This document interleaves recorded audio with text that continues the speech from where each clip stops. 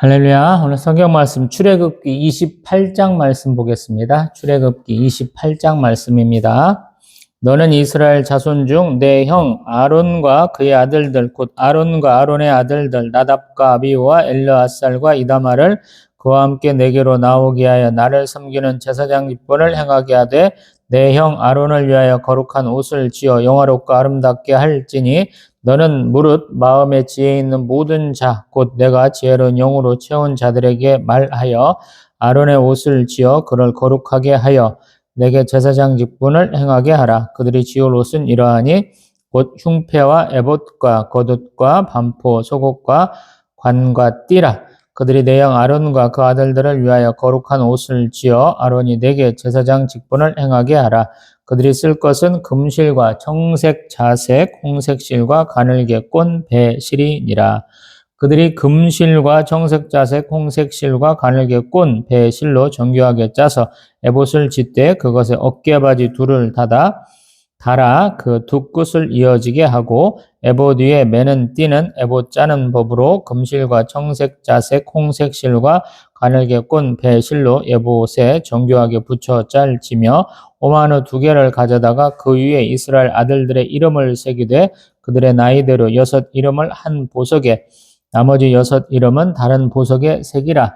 보석을 새기는 자는 도장에 새김같이 너는 이스라엘 아들들의 이름을 그 두 보석에 새겨 금태에 물리고 그 두 보석을 에봇의 두 어깨바지에 붙여 이스라엘 아들들의 기념 보석을 삼되 아론이 여호와 앞에서 그들의 이름을 그 두 어깨에 메워서 기념이 되게 할지며 너는 금으로 태를 만들고 순금으로 노끈처럼 두 사슬을 닦고 그 따은 사슬을 그 태에 달지니라.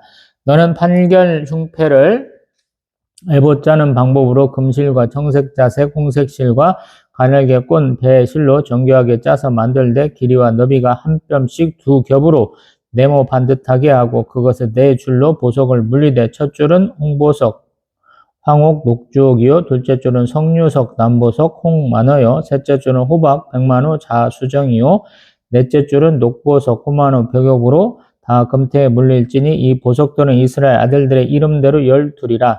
보석마다 12지파의 한 이름씩 도장을 새기는 법으로 새기고 순금으로 노끈처럼 따은 사슬을 흉패 위에 붙이고 또 금고리 2를 만들어 흉패의 곧 흉패 두 끝에 그 두 고리를 달고 따은 두 금 사슬로 흉패 두 끝 두 고리에 꿰어 매고 두 따은 사슬로 다른 두 끝을 에봇 앞 두 어깨바지의 금태에 매고 또 금고리 2를 만들어 흉패 아래 양쪽 가 안쪽 곧 에봇에 닿은 곳에 달고 또 금고리 2를 만들어 에봇 앞 두 어깨바지 아래 매는 자리 가까운 쪽 곧 정교하게 짠 띠 위쪽에 달고 청색 끈으로 흉패 고리와 에봇 고리에 꿰어 흉패로 정교하게 짠 에봇 띠 위에 붙여 떨어지지 않게 하라. 아론이 성소에 들어갈 때에는 이스라엘 아들들의 이름을 기록한 이 판결 흉패를 가슴에 붙여 여호와 앞에서 영원한 기념을 삼을 것이니라.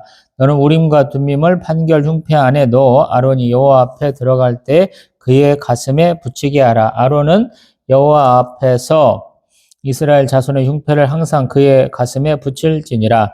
너는 에봇 받침 겉옷을 전부 청색으로 하되 두 어깨 사이에 머리 들어갈 구멍을 내고 그 주위에 갑옷깃같이 깃을 짜서 찢어지지 않게 하고 그 옷 가장자리로 돌아가며 청색, 자색, 홍색 실로 석류를 수 놓고 금 방울을 간격을 두어 달되 그 옷 가장자리로 돌아가며 한 금방울, 한 석류, 한 금방울, 한 석류가 있게 하라. 아론이 입고 여호와를 섬기러 성소에 들어갈 때와 성소에서 나올 때 그 소리가 들릴 것이라. 그리하면 그가 죽지 아니하리라.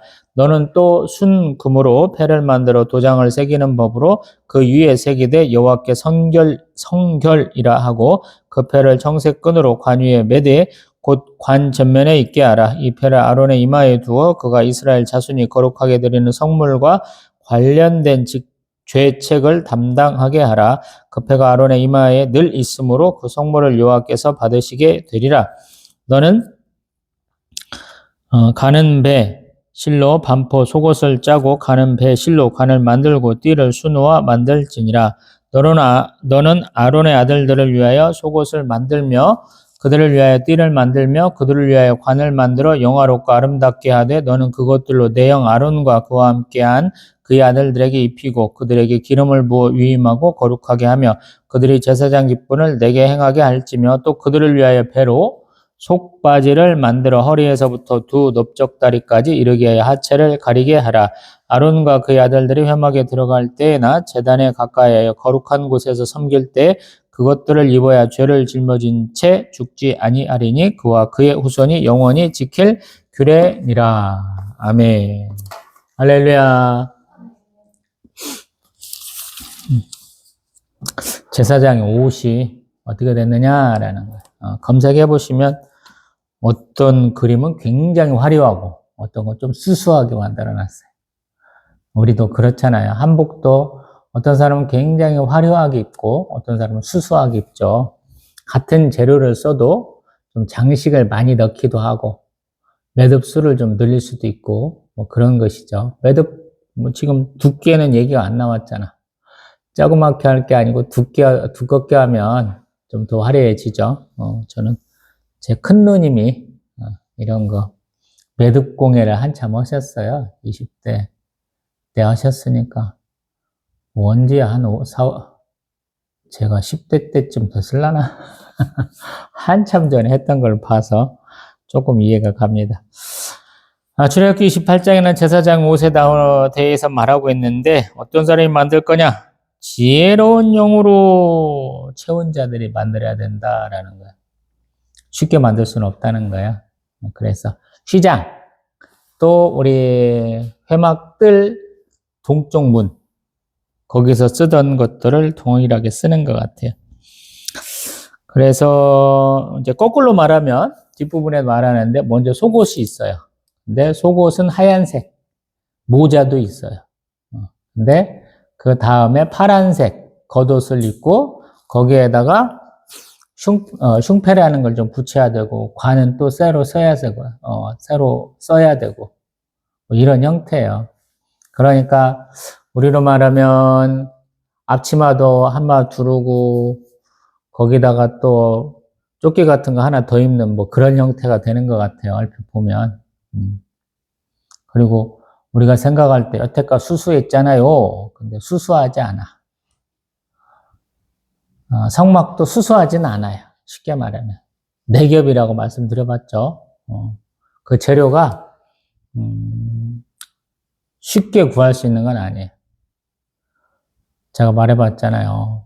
방수, 방습, 또 열차단까지 다 하는 것 같다고. 우리 6.25 때 우리 또 미군 애들이 한층 동안 대한민국에 많이 주둔했기 때문에 거기 미군 시설들을 들어가 본 분들이 많은 것 같아요.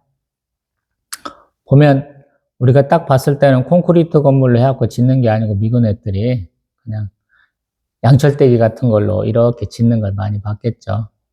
뭐 비행기도 그렇잖아요. 처음에는 그런 식으로 많이 지었으니까.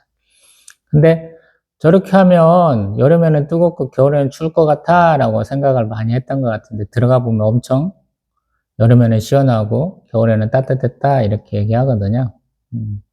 회막도 아마 그런 기능을 했을 것 같다라는 생각이 들거든요. 옷 같은 경우에는 멀리서 보면 반짝반짝거려요. 쉽게 말해서. 화려하고 반짝반짝거린다라는 거예요. 우리 예수님 맨날 수수하게 입었을 거라고만 생각을 하잖아요.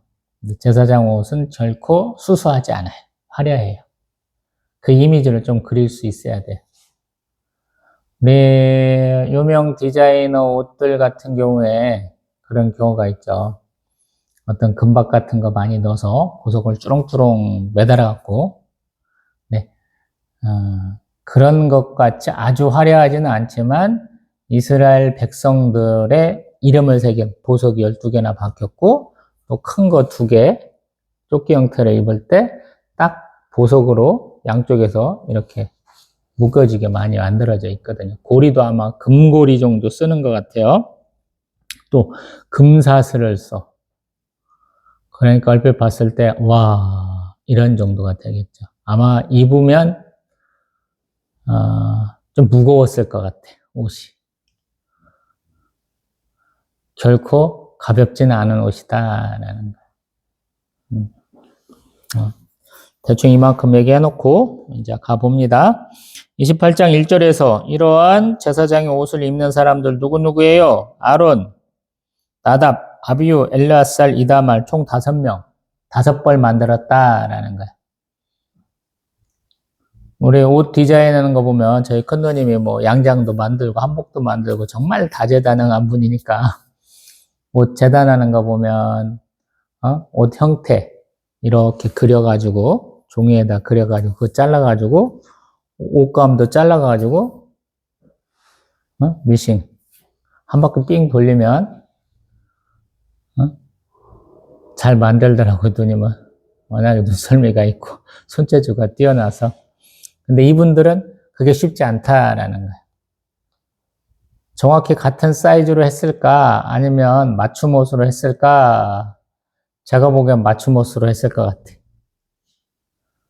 수많은 사람들이 있으니까. 또 아버지 아들들이니까 그럼 비슷했을 수도 있고요. 아버지 키 따라가잖아요. 응? 저만 아버지 어머니 키를 안 따라간 유일한 5남매 중에 막둥이라 조금 달라요. 비슷해 다른 분들은. 저희 형님이나 누님은 아버지 어머니 키에서 크게 벗어나지는 않고 저만 이렇게 얼굴이 조금 길어지면서 조금 더 커졌어요.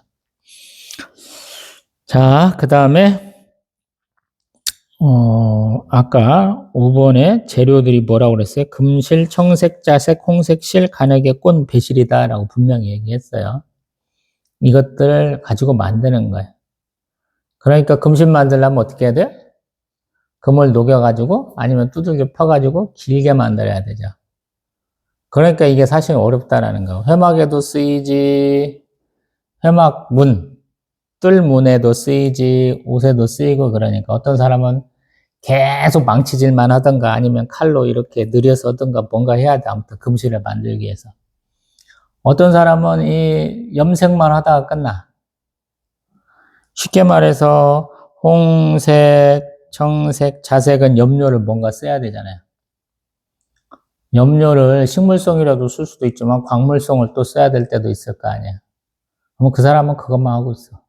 쉽게 말해서.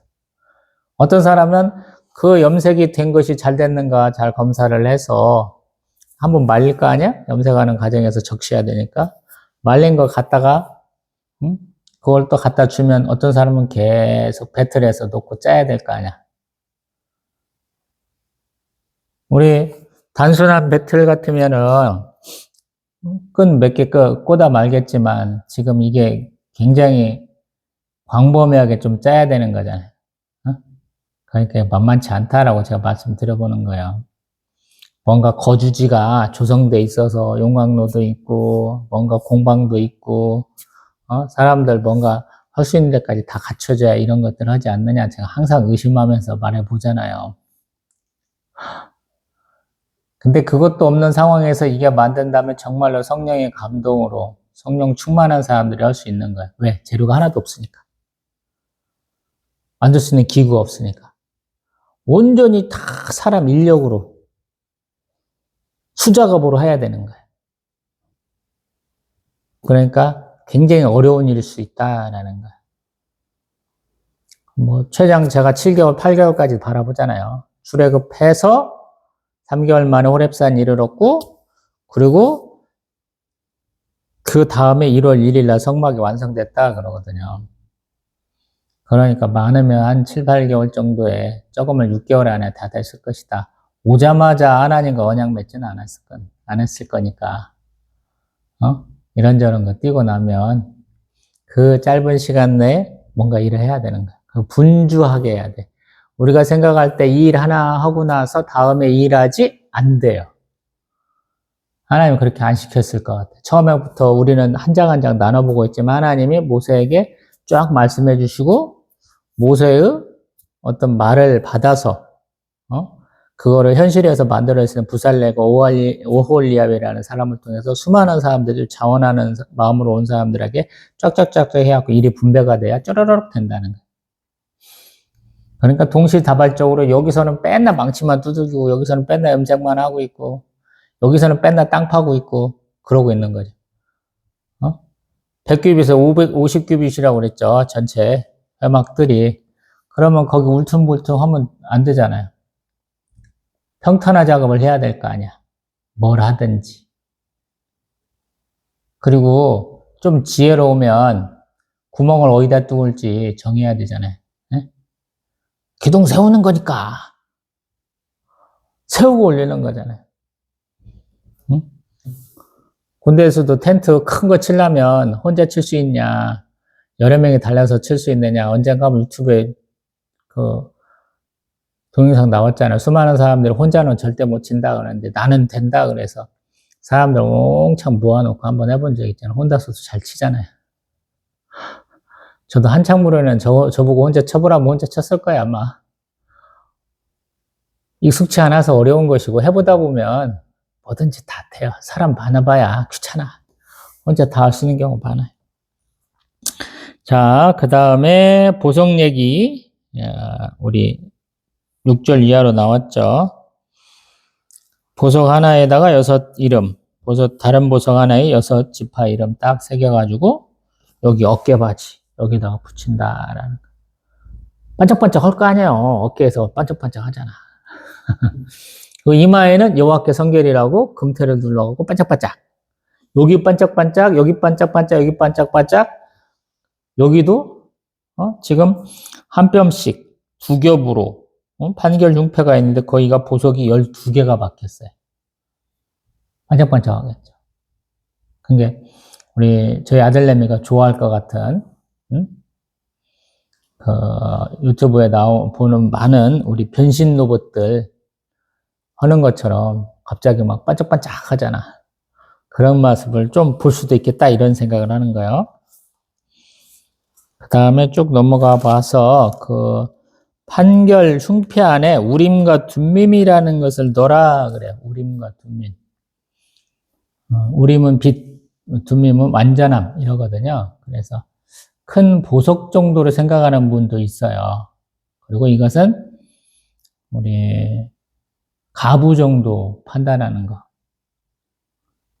우리로 말하면 그냥 주사위 던지듯이 던져가지고 보는 거. 쉽게 말해서. 우리가 가편투표라 그래요. 우리 그리스 같은 경우 보면 무슨 큰 중요한 결정할 때 조개에다가 뭐 새겨갖고 그걸로 뭐 이렇게 색깔 따라 나눈다든가 뭘 나눠갖고 한다고 그러거든요. 저희 총회에서도 후보를 딱 2명 내놓고 그런 거 해요. 제비 뽑는다 하는 것처럼 우림과 둠민도 어떤 면에서 보면 그런 형태로 좀 했다 그래요. 그리고 그 다음에 왜 저같이 이렇게 속옷이 아니고 겉옷은 청색으로 만들어졌다라는 거예요. 왜 청색의 이미지 나온지 모르겠어요. 근데 청색으로 만들어라 그렇게 돼 있어요. 우리 한국 사람들은 우리 조상 때부터 백의민족이라고 해서 흰옷을 많이 입었는데 우리가 보면은 동쪽은 자청룡 우베코 그러잖아요. 청룡이라 우리는 파란색 옷을 많이 입어야 되는데 백의를 입는다라고 어떤 사람은 얘기하더라고요. 그래서 그 말이 맞는 건가? 한국 사람들은 유난히 흰옷도 좋아하잖아요. 그것도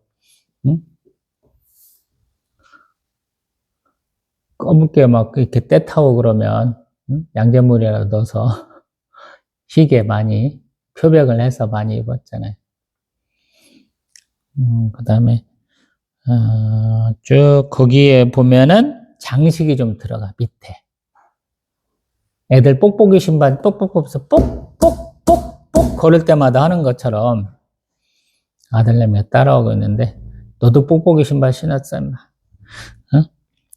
석류하고 금방울이 연달아서 있어요.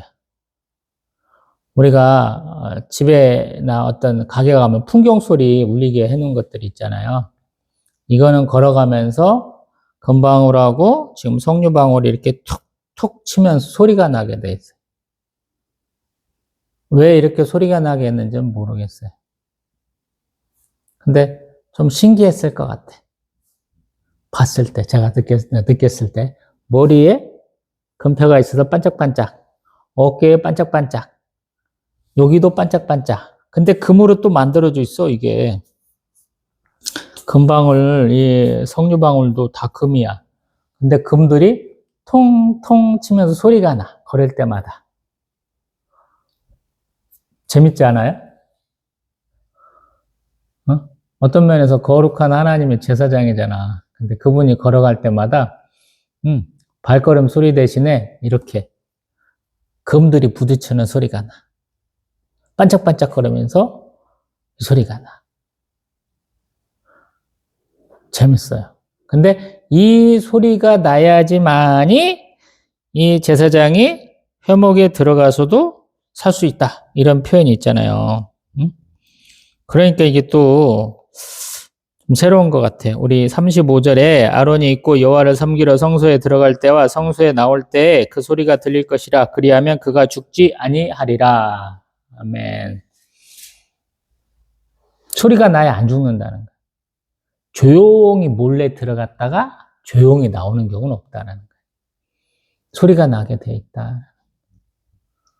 제가 언젠가 그런 말씀 들어봤죠. 우리 셀루쿠스 왕조 때쯤 되면 이스라엘의 제사장들이 온갖 부정부패에서 뽑힌다고. 지금은 완전히 철통에서 가요. 아버지에서 아들로 쭉쭉쭉쭉 가게 돼 있거든요. 근데 이때는 워낙에 돈으로 사고 파는 일도 있고 결혼으로 막 망가지는 경우도 있어서 대제사장이 속죄일에 하나님 앞에 아세셀 염소 말고 또 다른 염소를 잡아서 피를 뿌려야 되잖아, 언약궤에다. 근데 그거 하러 가가지고 죽어버려, 안에서. 근데 이 지성소 안에는, 성소에는 누구든 갈 수 있지만, 관리하는 사람도 갈 수 있지만, 지성소 안에, 휘장 안에 있는 지성소, 언약궤가 모셔져 있는 그룹이 이렇게 날개 펴고 있는 그곳에는 대제사장밖에 못 들어간다는 거야, 1년에 한 번. 근데 그 사람이 죽어버렸어. 그럼 어떻게 해요? 또 다른 사람 들어가면 죽어요. 들어갈 수 있는 사람이 대제사장밖에 없는데 대제사장이 가서 죽었어. 그럼 어떻게 할 거예요? 그래서 허리에 끈을 묶어서 보냈다. 제가 그 얘기 했잖아요. 그가 움직이는지 안 움직이는지 뭘로 알아요? 금방울 소리로 알 수 있잖아. 살아있으면 걷다 보면 소리가 땡땡땡땡 날 거 아니에요. 막 땡땡땡땡은 아니겠지. 탱탱탱탱 이렇게 연사롭게 나서 저 음악 소리가 날 수 있겠다는 생각도 들어요. 하나님이 하시는 일은 항상 우리의 그 상상보다도 더 크게 상상하라고 그러죠. 풍경 소리만 우리 들으면 굉장히 좋거든.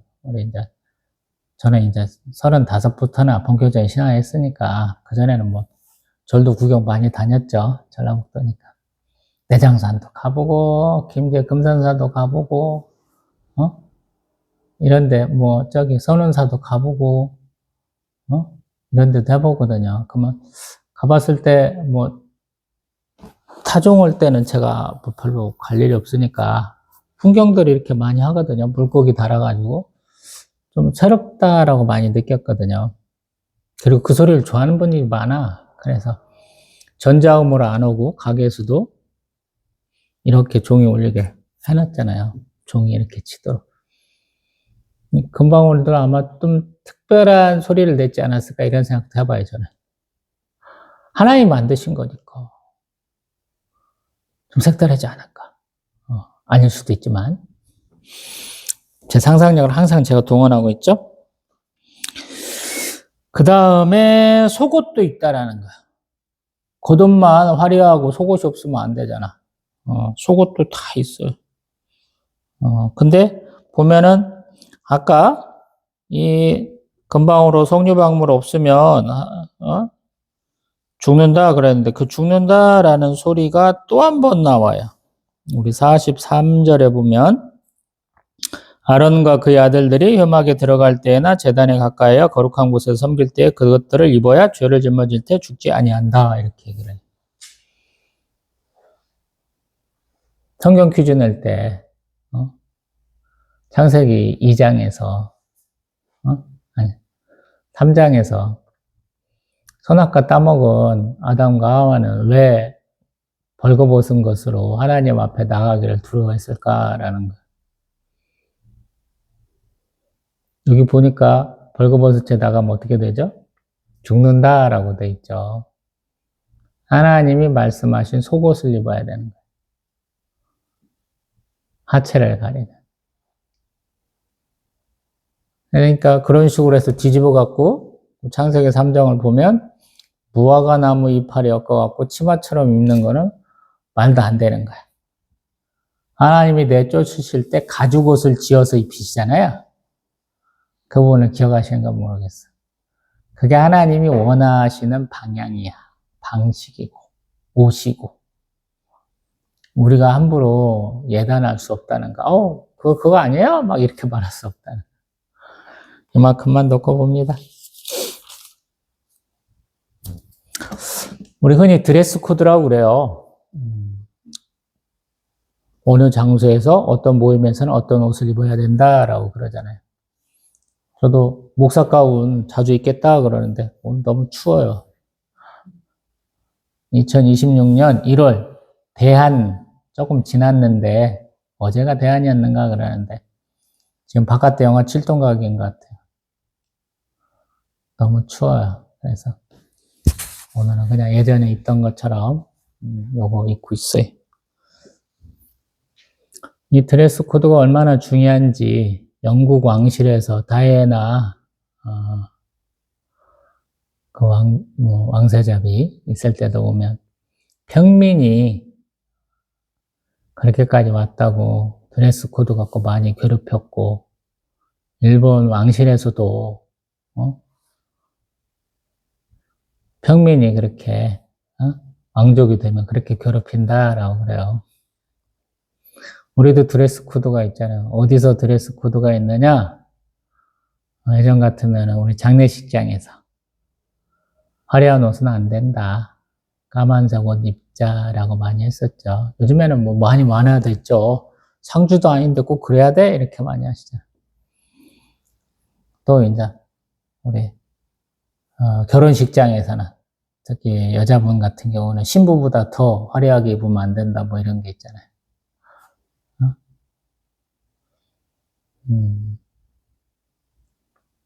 하나님은 왜 이런 드레스 코드를 정해졌을까라는 걸 생각해 보자라는 거예요. 제사장들에게. 하나님은 이들을 통해서 뭔가 보여주고 싶은 거죠. 그래서 2절에 영화롭고 아름답게 한다라는 거예요. 이것은 거룩한 옷이고 그것은 영화롭고 아름답게 한다라는 거예요. 제사장은 하나님이 쓰시는 사람이죠. 하나님 거예요. 그래서 하나님이 나는 이렇게 어떤 사람을 영화롭고 아름답게 할 수 있어 라고 보여준다는 거죠. 근데 오늘날의 개념하고는 조금 다른 거예요. 제가 맨날 그런 얘기 하잖아요. 뭐 명품 옷으로 다 도배하고 안경도 좀 명품 써야 되고 다이아몬드 반지쯤 끼고 명품 시계 좀 차고 외제차 좀 타야 강남에서 목회한다. 익산에서 사역할 때 목사님 아드님이 강남에서 하는데 아버지 보고 아버지 그거 되지도 않는 목대 때려치고 그만 올라오세요 하시면서 했던 얘기라고 몇 차례 말씀드려봤잖아요. 교회에서 원하는 드레스 코드가 뭐냐? 우리 사도 바울은 그 얘기도 하잖아요. 여자는 머리에 2건 쓰라고 자꾸 얘기하잖아. 남자가 2건 쓰면 가만 안 둬 이렇게 협박도 해가면서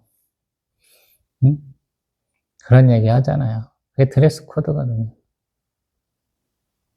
하나님은 보여주는 거예요. 우리는 항상 하나님이 항상 우리 마태복음 11장 제가 얘기한 것처럼 마음이 온유하고 겸손하시다. 이 표현만 하는데 하나님도 보여주는 거예요. 가장 가난하고 가장 없을 때 내가 쓰는 사람은 이렇게 영화롭고 이렇게 아름답다라고 보여줘요. 지금 다 같이 가난한 상태죠. 먹는 게 동일해. 누구는 햄버거 먹고 누구는 밥 먹는 시대가 아니라는 거예요. 누구는 한우 뚝불 구워 먹는데 누구는 멸치꽁다리 따서 먹는 때가 아니라는 거예요. 다 같이 하늘 만나 먹고 반석에서 생수 나오는 거 마실 때라는 거야. 그래서 그 먹는 것이 동일한 때에 보여주는 거야, 하나님. 하나님을 섬기는 자는 이렇다라고. 근데 이 사람이 점점 어떻게 바뀌냐면 흰옷 입은 사람으로 바뀌어요. 우리 흰옷 입은 사람이니까 우리 백이민족처럼 제물로 표백한 게 아니에요. 하나님이 우리를 이렇게 빛나게 하는 거예요. 우리 새하늘과 새 땅에 가보면 우리가 값지게 여기던 것들이 그냥 다 길가에 널렸잖아. 문조차도 보석이 얼마나 큰지 요한계시록에 보면 보석 하나가 문이야. 길바닥에 금이 널려 있어. 생명나무 것들이 시내가에 가로수로 심어져 있어. 이런 상황이라는 거야. 그래서 참 너도 이런 사람이 돼야 돼라고 보여준다라는 거야. 그래서 현재의 것에 매몰되면 안 되고 항상 하나님을 향해서 나오라. 하나님을 쓰시는 사람은 이렇다라고 보여주는 것이다 라고 얘기하고 싶거든요. 그래서 어떤 면에서 보면 그렇게 입으면 눈에 잘 띄잖아요. 그러니까 자기도 조심해야 되는 거야. 뒤돌아 있는데도 소리가 들려. 제사장이 이 옷 입고 다니면 더그덕더그덕거려서 소리가 다 나. 조금만 빛이 있으면 다 보여, 반사돼가지고. 응? 그렇죠, 우리가. 반짝반짝거리면 우리가 잘 볼 수 있잖아요. 그런 상황이다라는 거예요. 그래서 영광이기도 하지만 개인적으로는 굉장히 조심조심해야 된다라는 거예요. 그래서 우리 레위기 제가 맨날 이용하잖아요. 하나님이 명하지 않은 불을 담아서 분향하려고 했던 아론의 첫째, 둘째 아들 나답과 아비후가 불에 타서 죽었잖아요. 하나님은 자기를 가까이 하는 자들을 통해서 자기의 영광과 거룩함을 나타내시겠다 그랬잖아요. 영광과 거룩함. 하나님이 나타내시는 건데 우리가 받을 때는 오늘 옷을 통해서 얘기하면 영화롭고 아름다운 거예요. 영화롭고 아름다운 것이 꼭 좋은 건 아니다라는 거예요. 근데 우리가 스스로 볼 때는 저처럼 이게 몇 년 된 건지 모르겠어요. 십몇 년도 더 돼가나? 낡은 옷 얼마나 더 오래 입을지 모르겠지만 떨어질 때까지 저는 입어요, 항상. 더 오래 입을 거야, 아마. 30년 더 입을 수도 있어요. 개척교회 목사의 드레스 코드는 뭐냐? 단벌 신사야, 항상. 저도 그 드레스 코드에서 벗어나지는 않아요. 뭐, 지금 없어서 못 사 입는 시대는 갔다라고 제가 말씀드리잖아요. 뭐, 사 입을 수 있어요, 근데. 지금도 아버지 유품이라고, 제가 성경 퀴즈 때는 이렇게 한번 입어봤죠. 아버지가 사주신 옷, 아마 마르고 닳도록 떨어질 때까지 계속 입을 것 같아요. 뭐 장모님이 저한테 사주신 옷도 마찬가지고, 몇 번 입지도 않는 코트 있는데 아마 더 오래오래 끝끝내 계속 들고 있을 거예요. 지금 제가 몇 년 동안 한 번도 안 입어봤는데, 입지는 못할 거예요. 큰 사위 맞아서 즐겁고, 그 사위가 목사라서 더 감사하다 이런 분이기 때문에 아마 어머님 살아계신 동안에는 아마 버릴 일도 없고, 어머니 아버님 다 돌아가시기도 후에도 한참 아마 갖고 있을 거예요.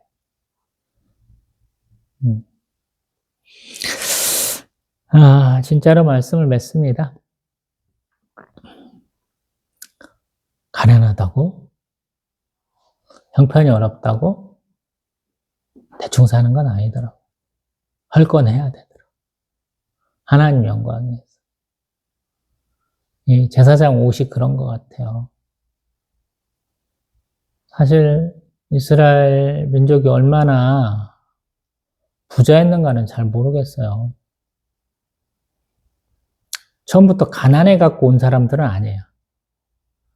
가나안 땅에서 이집트로 넘어올 때, 애굽으로 올 때 가난뱅이에서 오지는 않았어요. 식량은 떨어졌는 건 모르겠지만 재산이 없지는 않았을 거거든요. 그 재산이 와갖고 증식됐는지 증식이 안 됐는지 모르겠어요. 그들에게 강제 노역이 부과돼서 힘들게 살았는지는 모르겠지만 자기들 내부에 어떤 경제력이 없었는가 있었는가는 모르겠어요. 거렁뱅이들이라면 하나님 보내라 할 때 덜컥 보냈을 텐데 바로는 안 보내잖아요. 말로는 야 이놈들이 적들이 침입했을 때 그놈들하고 붙어갖고 우리 아이를 공격하면 안 되지 이런 걱정이 있다고 그러는데 한편으로 보면 이스라엘 민족의 어떤 노동력 플러스 경제력을 굉장히 중요시했을 거라는 생각이 들거든요. 넘치기는 너무 아까운 거야. 다 훑어갖고 빈몸으로 내보내려고 하는데 자꾸 안 되잖아요. 장작만 가, 처자만 가, 짐승도 다 데리고 가 나중엔 그러잖아요. 왜 그러겠어요? 그것이 그 사람들의 경제력이기 때문이거든.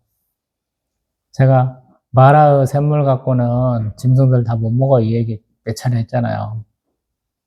왜 그러냐면 다 갖고 갔을 거거든. 근데 그런 내용이 없잖아. 솔직한 얘기로. 사람이 쭉 연달아 서도 응?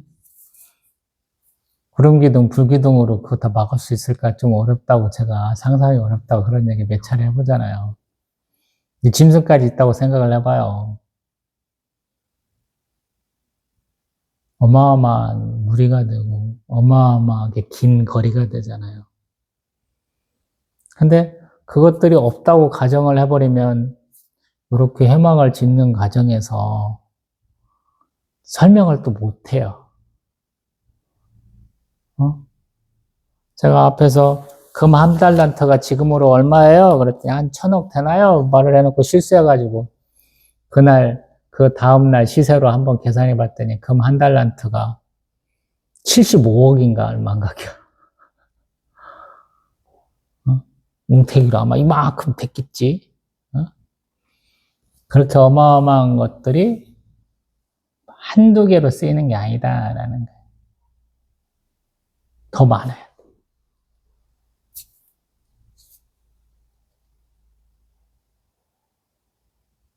그래서 어떤 면에서 하고 싶은 얘기가 없는 살림이라고 없이 살지 마시라고. 제가 맨날 자랑한 게 부끄럽게도 자랑한 게 제가 개척교회 목사로서 가장 큰 호강한 게 이마트 노브랜드 250ml 그 물 한 병 먹은 거라고 맨날 자랑하다가 그것도 못 먹었잖아요. 요즘에는 수돗물 끓여가지고 거기다 보리차 이렇게 우려낸 거 먹고 다녔다고. 여러분 조금 크게 사세요. 어떤 면에서 보면. 제사장은 옷도 이렇게 화려하게 입는구만. 옷도 좀 크게 좋은 거 사시고 삶도 좀 윤택하게 사시고 그러길 바래요. 그러기 위해서 충성해야 돼. 개척교회 목사나 선교사들 찌질하게 살면 겨우 지가 하는 일 겨우 유지되는 정도로 그냥 가물에 콩나듯이 겨우겨우 주시는 것 같고 사역 열심히 하면 하나님은 그냥 폭포수와 같이 막 몰아주시는 것 같거든요. 폭포수와 같이는 못 얻어먹은 것 같아. 근데 배골크면서 수돗물 마시면서 그런 상황은 아니었거든요. 그래서 조금 더 풍족하게 살 수 있도록 충성하면서 사세요. 지혜롭게 사세요. 제가 재물과 하나님을 동시에 섬길 수 없다. 이 말씀 언제나 강조해왔는데, 구약에서는 어떤 면에서 하나님의 축복은 꼭 물질의 축복이 꼭 같이 동반이 되는 경우가 있어요. 그래서 그 말씀을 하다 보니까 이런저런 얘기를 하는 거예요. 오늘은 물질의 축복이 없으면 이런 거 못 만들잖아요. 회막을 만드는 과정 중에는 분명히 물질의 축복이 같이 오는 경우를 얘기할 수밖에 없거든요. 가난하면 이거 못 만들어. 절대 못 만들어. 근데 하나님 그걸 만들도록 한다는 것이고, 그거를 짧은 기간 안에 만들어낸다라는 거예요. 있는 거 없는 거 다 털어갖고 한 번 만들면 궁색한 거지만, 지금 아들내미들 이렇게 있잖아요. 아들내미 것도 다 만들었을 거 아니야. 아론 위임식하고 아들내미 넷 다시 위임식하고 못 바꿔갖고 계속했다는 얘기는 없잖아요. 다 입은 상태에 서는 거야.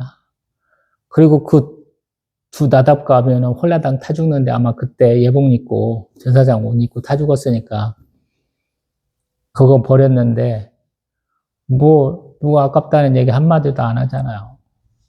또 다른 제사장이 나오면 또 만들었거나 아니면 형편 안 되면 돌려입거나 했겠죠. 그래서 처음에는 정말로 성령의 감동으로 만들어가지고 이것 반짝하고 반짝반짝 해서 조금 지나면 수수해졌겠지. 제가 수수하다고 그림이 한 얘기가 정교하지 않고 수수해진다라는 게 그런 거죠. 성령의 감동으로 성경을 보면 처음에는 막 머리가 갑자기 빛이 팍 나야 한번. 근데 그것들이 조금씩 이제 줄어들면 무감각해지고 성령의 감동이 쑥 이렇게 빠져나가는 것 같은 때가 있거든요. 그럼 뭔 책을 어디를 읽어도 감동이 없어. 그냥 무덤덤해져. 그래서 항상 조금 우리가 깨어 있어야 되고 생동감 있게 활동해야 되고 그렇습니다. 억지로 만드는 게 아니고 어떤 면에서 보면 하나님이 이끄시는 대로 쭉 가니까 나도 이랬으면 좋겠다.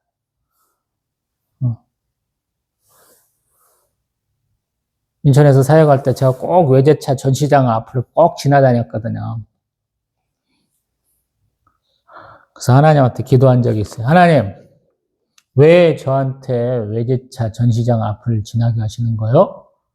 남동구청 앞에서 시청으로 가다 보면 다 외제 잔뜩 있거든. 저는 관교동까지 가야 되니까. 그때 하나님 앞에 새벽 예배 이렇게 들어가면서 하나님, 저에게 반드시 외제차 한 대 주시려고 이러신 거죠? 맨날 이렇게 농담도 하고 다녔거든. 빨리 오려면 남동경찰서 앞에 와갖고 새길로도 와야 되는데 거기 오다 보면 또 저기 전시장이 있어요. 현대자동차 같은. 그래서 뭘 해든 저는 자동차 전시장 앞을 지나와야 되거든. 근데 제가 사역을 너무 열심히 안 하니까 기껏 받은 게 무일푼으로 6년 할부로 쉐보레 트렉스라는 자동차를 얻었잖아요. 그래서 잘했더라면 사역자라는 우리 전도사들에게 장로님들이나 권사님들이 차도 한 대씩 사주신다는 얘기도 제가 들었는데 사역을 잘 열심히 안 하니까 그렇게는 못 받았지만 그래도 하나님은 쉐보레 트렉스라는 지금 타고 다니는 1400cc 라는 차를 잘 타고 다니잖아요. 그러니까 조금 더 열심을 내시라 이렇게 말씀 드리고 싶어요.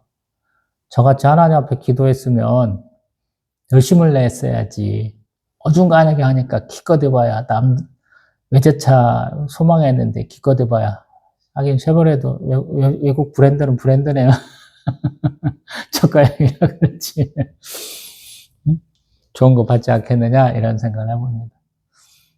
오늘은 가볍게 들어주세요. 그 옷이 지금은 조금 의미가 없어진 것이라 이렇게 좀 가볍게 말씀드려봤습니다. 제사장 위임식에 대해서 다음 시간에 또 그 내용 다뤄보겠습니다. 또 뵙겠습니다.